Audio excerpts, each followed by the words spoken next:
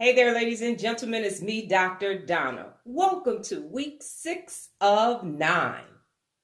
Last week I read Getting Real. Here's what I have for you. Ladies and gentlemen, this was a book about a very famous journalist, and I bought the book thinking that I was going to read it in 8. Didn't get a chance to read it in 8 and thought it was apropos. Let me start out reading it in 9 to make sure that I read it. And what I found was actually, I didn't even know who Gretchen Carlson was until the story broke. So I had no idea who she was. I didn't watch the news, got rid of cable in 2012. So her entire story was a mystery to me. Now, what I like to do is when I have a book about a famous person is I use the information in the book. So everything that I am getting ready to say is based upon the information that was presented in the book. The book was published in 2015, and that is the perspective that I am going to take.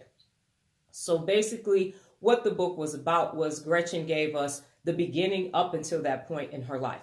I didn't know that she was a classically trained violinist. I didn't know that she was Miss America. The only thing that I knew was that she was on Fox News, and that was it. But what I found was someone who struggled with everyday life. She struggled with weight, who she is, being a child prodigy. Did she want to go and be a classical violinist for the rest of her life, or did she want to pursue something else? Starting out in journalism and the path that the hard things that take place as a young woman in any type of corporate position. Also being in a male-dominated industry, I can relate to that. Most of my corporate years were spent in male-dominated positions and everything that comes along with that. She struggled with infertility. It took her a minute to find the man of her dreams, who she's still married to. She had a loving family, and she's very strong in her faith. And she also has a daughter and a son. And she, as I mentioned, struggled with infertility. So she had to do some things to clear out her fallopian tubes to make sure that she was able to have children.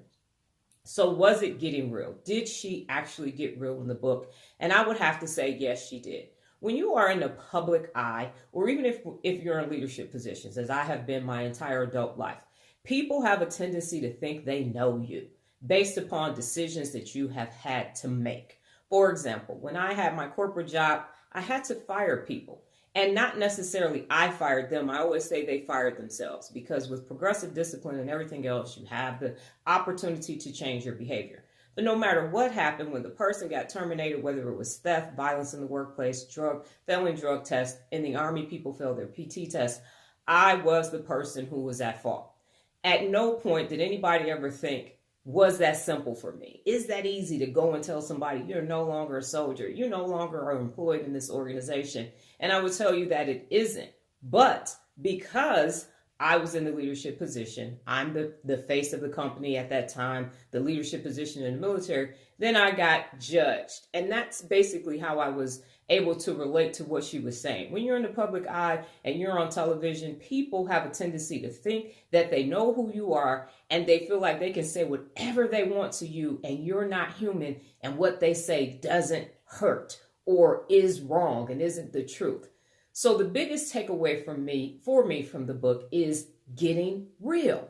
You have to love who you are. You have to be who you are. Because as soon as you post something on social media, as soon as you step out that door, step into that leadership position, people are going to start judging you. Rightly or wrongly, unfortunately, right now, that's how the world is. And you have to know exactly who you are on the inside. You have to have a foundation. You have to have people around you that love and support you, because when all of those things start coming at you, if you don't have a strong enough foundation, it could have a negative impact on you.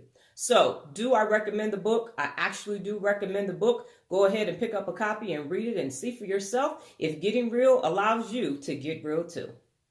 Last week's new beginning, I started the It's in Your Daily Instagram page, and it's giving you daily actions that you can take in order for you to focus on being personally accountable so that you can become your best. This week's book, The Presentation of Self in Everyday Life.